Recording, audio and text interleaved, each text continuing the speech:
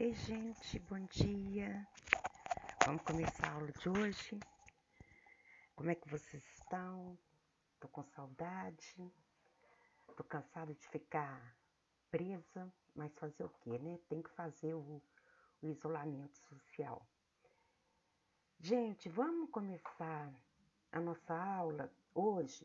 A proposta é a seguinte: vou explicar o trabalho. Tem gente aí que tá super ansioso, já começou a fazer, tem gente que já até me mandou.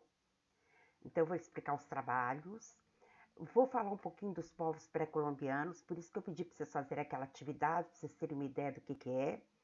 E vou deixar lá na tarefa outra atividade, agora sobre os povos pré-colombianos.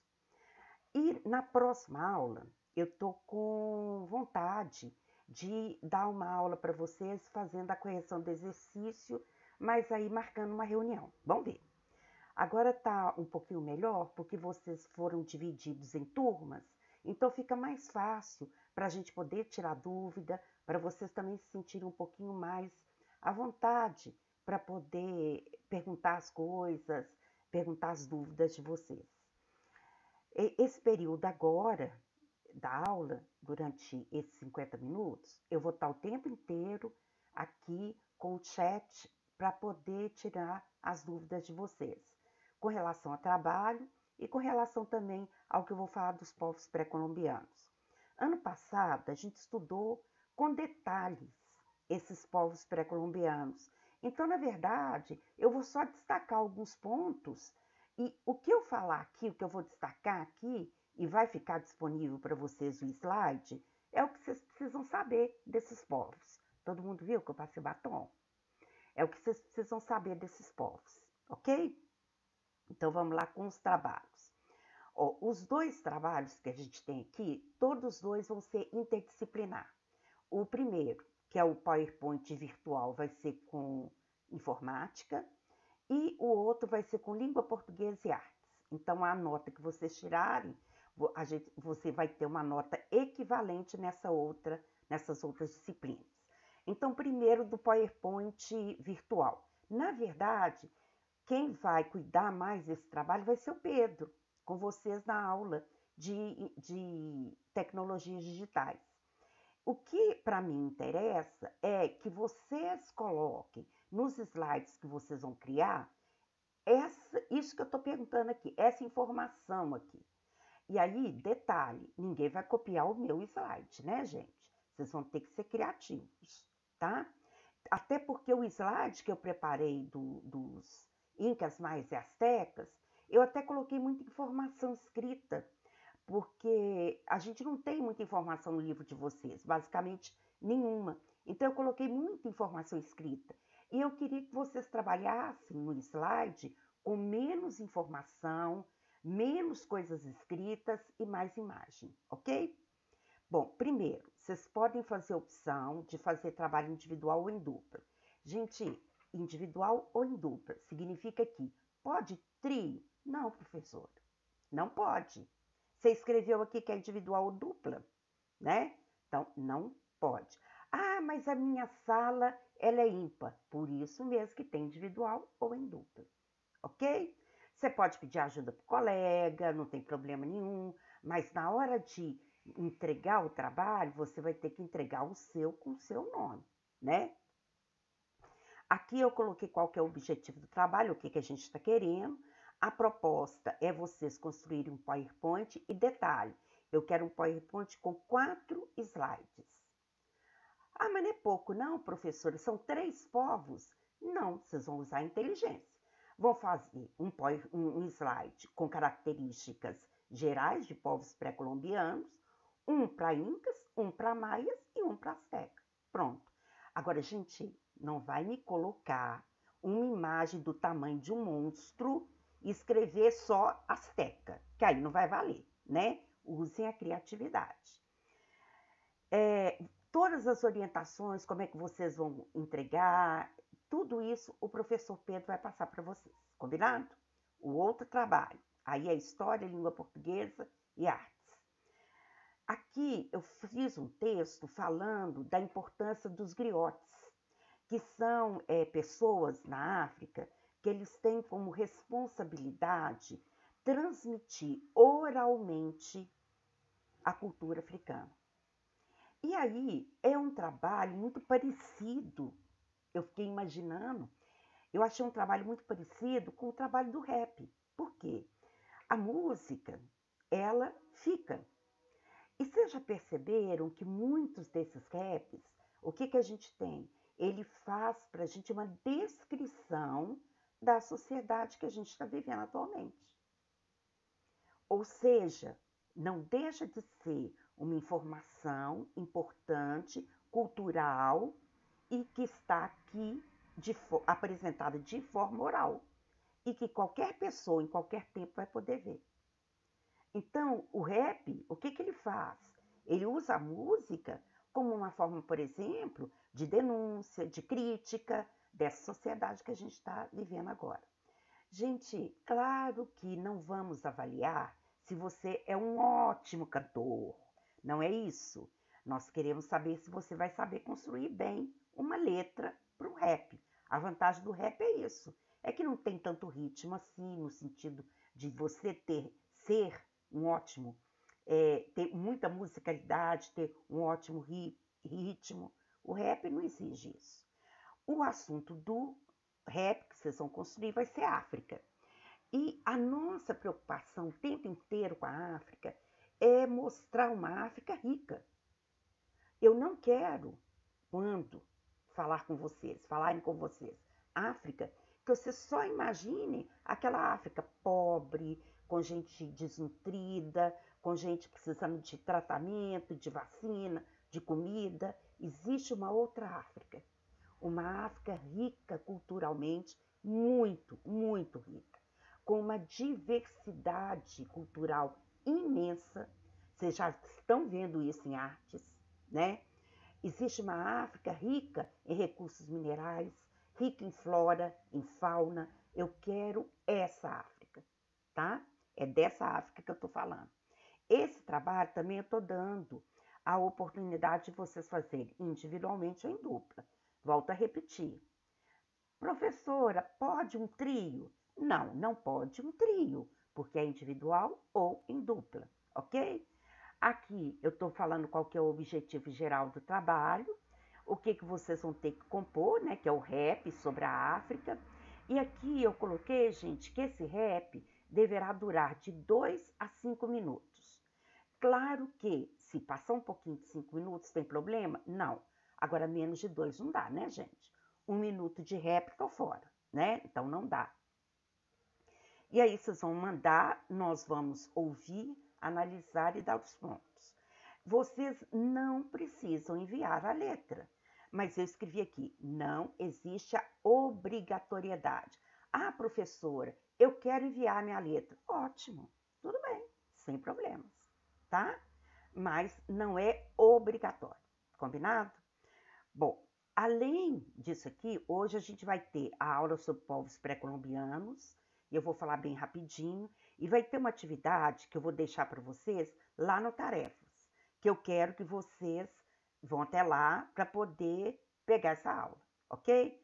Então vamos lá, vão com os povos pré-colombianos. Não sei onde que eu me ponho. Vamos começar aqui do início desses povos pré-colombianos.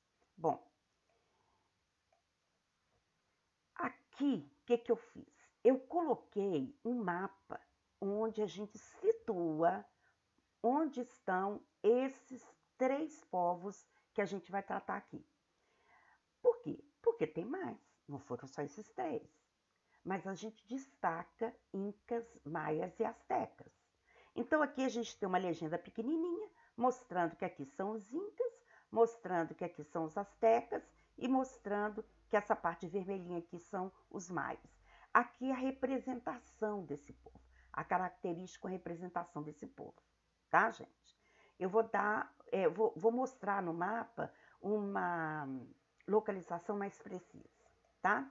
Bom, como é que essa sociedade pré-colombiana veio parar aqui, né? Nós estamos na América, a América está aqui. Como é que eles vieram parar aqui? Vocês sabem que eles pegaram um pedacinho aqui, pegaram um pedaço aqui. Então, como é que eles vieram parar aqui? Existem duas teorias, vocês aprenderam no sexto ano. Ou eles saíram da África, os primeiros humanos saíram da África, eles pegaram esse caminho aqui, que é do Estreito de Bering, e chegaram aqui na América do Norte. Ou então, a gente acredita que eles passaram pela Oceania, pelas ilhas da Polinésia e chegaram aqui na América do Sul. Basicamente, a gente tem essas duas teorias. Essa que a gente chama de transoceânica e essa do Estreito de Bering. E por aqui ele se espalhou. Por que a gente acha que tem essas duas teorias? Para aquela história da gente ter aqui na América os povos com características de asiáticos, olhinho puxado, cabelo liso, e aqueles povos com características negroides, que lembram Luzia, ok? Bom, vamos falar primeiro dos astecas. Gente, a maioria desses povos, e aqui no caso específico de Incas, Maias e Astecas, eles têm características extremamente parecidas. Basicamente a mesma. Por exemplo, quando eu falo de economia, não tem diferença. Os três vão se dedicar à agricultura.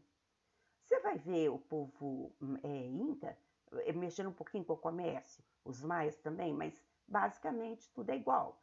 Religião, são politeístas, acreditam em vários deuses.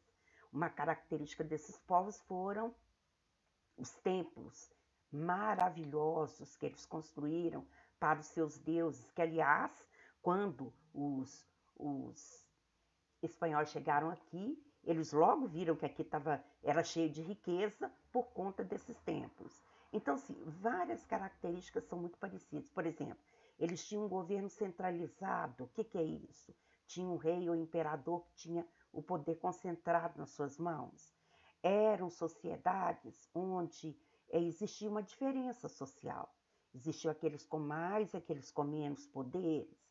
Então, aqueles com os mais poderes, o governante, o sacerdote, que era uma figura diferenciada, porque ele tinha o saber da religião, ele era o intermediário entre os deuses e o povo. Então, a maioria das características, vocês vão ver que é uma repetição, a maioria delas. Né? Aqui a gente está dando a localização do Império Azteca. O grande destaque é a cidade de Tenochtitlan, que hoje é onde está a cidade do México. Então, o Império Azteca equivale ao território ocupado pelo México, tá? Aqui é o Montezuma, é o governante que se destacou nesse império azteca. E aqui eu coloquei as principais características.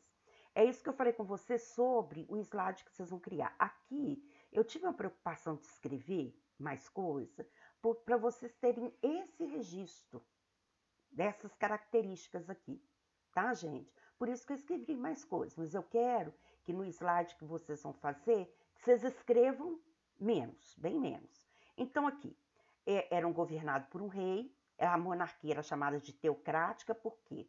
Teocrática quer dizer que tem uma ligação forte com a religião. O rei, ele era basicamente considerado um deus, além, é claro, do poder militar. A gente vai ver que esses povos, Incas, Maias e Astecas, eles se destacaram muito na questão militarista, muito mesmo. A principal atividade era a agricultura. Eles tinham um sistema de irrigação que era muito usado, que eram chamadas de chinampas, que parecem canoas, tá, gente? A religião era politeísta, acreditava em vários deuses, né? Aqui a gente vê que eles já praticavam uma espécie de comércio, principalmente o comércio à base de troca, que a gente chama de escambo. E a moeda dele de troca, gente, era o cacau. Isso mesmo, o cacau que faz chocolate. Então, esse para eles era a moeda de troca. Em vez de ter uma moeda de ouro, eles usavam a semente do cacau como se fosse uma moeda. Eles tinham uma característica diferente dos outros povos. Eles não domesticavam animais de carga, que carregavam as coisas para eles. E também eles não conseguiam utilizar o ferro. Eles usaram muito pedra e bronze. Mas o ferro, a metalurgia e o ferro, o metal ferro eles não utilizavam, a metalurgia, mas o metal ferro não. Aqui eu só dei umas características de Tenochtitlan porque era a grande cidade, a capital, o grande destaque. Isso aqui, ó, é o templo, né? O templo que eles construíam. Esses templos, vocês vão ver que eles são muito parecidos. Isso aqui, gente, é o local onde se fazia sacrifício humano, que é muito comum nesses templos. A gente vai ver que esses povos, uns mais, outros menos, eles vão oferecer a vida humana aos deuses, em troca, por exemplo, da fertilidade, né?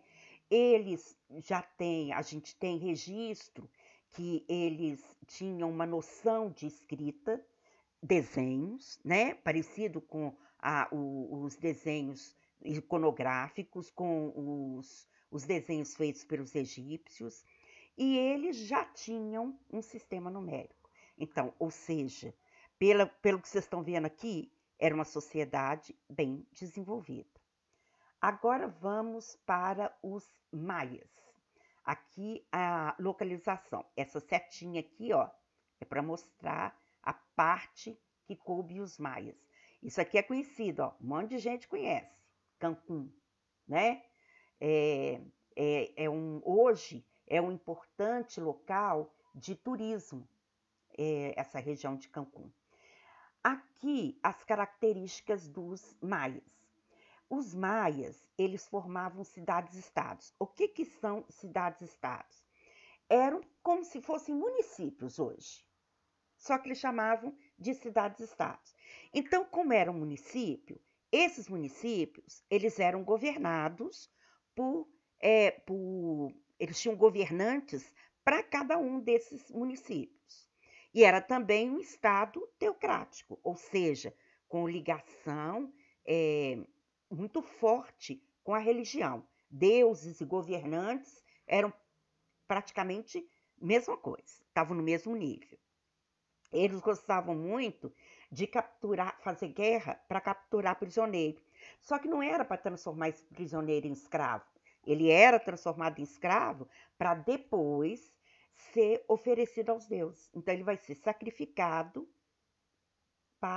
como oferecimento aos deuses. Lá eles faziam templos parecidos com aqueles que eu mostrei dos astecas. Assim como os astecas eles eram politeístas, acreditavam em vários deuses, e a economia também era baseada na agricultura. Eles tinham uma noção muito próxima do nosso calendário. Eles já tinham essa ideia de 365 dias. Quer dizer, eles naquela época, para vocês verem o quanto que eles já eram desenvolvidos. Porque o calendário, gente, já era uma coisa extremamente complexa. E a sociedade, assim como dos astecas, era hierarquizada. O que é isso? Dividida em grupos, aqueles que tinham mais e menos poder, né? Então, isso aqui é uma sociedade hierarquizada. Você vai dividir a sociedade em grupos de acordo com o poder que a pessoa tem. Esse aqui é um desenho do calendário deles, do povo maia. Lindo, né? Isso aqui é representando o Deus, o Sol. Olha, para vocês verem que coisa mais linda. Agora, não dá, para vocês verem como é que eles eram desenvolvidos. A gente olha aqui e nós não somos capazes de estar entendendo aqui essa divisão em 365 dias. O povo era muito, muito inteligente. E por último, os Incas, que é um povo que está em toda essa região aqui, que seria da Cordilheira dos Andes, que também é muito conhecido hoje pelo turismo, principalmente pela cidade de Machu Picchu, que é a cidade de pedra, e Cusco. Essas duas aqui são regiões de um turismo muito grande. Machu Picchu, inclusive, desde o ano passado, para poder preservar a história que está lá naquelas pedras, eles organizaram o turismo de uma forma que você tem um número X de turistas que diariamente pode visitar a região. Passou daquele número, você pode estar chegando lá que você não conhece visitar a cidade de Machu Picchu, tá? É um império muito grande, hoje seria equivalente a esses países aqui todos, né? Chegando até no noroeste da Argentina. As principais características desse povo inca é a centralização política, que é também uma característica das outras, quer dizer, você tem o rei, que ele concentra nas suas mãos todos os poderes. O Estado também é teocrático, ou seja, completamente ligado à religião. A economia é baseada na agricultura. Lá, eles têm o hábito de domesticar todos os animais. Eles também já tinham uma ideia já complexa da contabilidade. Eles adoravam conquistar território, mas não era para poder transformar as pessoas em escravos e depois levá-las para sacrifício para os deuses. Porque eles conquistando o território, eles passavam a exigir dessas populações dominadas tributos. Então, ganhava mais dinheiro. E a religião era politeísta. Essa imagem aqui é para mostrar, a gente está numa região de montanha, lembra? Cordilheira dos Andes. Mostrar como era a prática da agricultura. Eles faziam isso aqui, ó, que a gente chama de terraços agrícolas, que transformava a região numa alta produtividade agrícola. E assim como os maias e os astecas, os incas, eles tinham uma sociedade também hierarquizada, ou seja, dividida em grupos sociais. Basicamente, essa divisão aqui, gente, eu coloquei aqui da sociedade inca, mas ela serve para todas as sociedades. Significando, claro, aqui em cima sempre o rei ou imperador e aqueles que estavam junto com esse imperador, que a gente chama de nobreza, principalmente militar, que vocês viram que todas três são guerreiras. Logo abaixo, os sacerdotes e militares. Os sacerdotes tinham um poder muito grande, porque eles eram intermediários, os intermediários entre os deuses e a população. Os militares tinham importância por conta das guerras. Em seguida, os comerciantes e artesãos. E, por último, lá embaixo, os camponeses e escravos, né? Então, basicamente, essa divisão é a divisão também das outras duas sociedades. Isso aqui é o básico que vocês têm que saber sobre os povos pré-colombianos para agora, ok?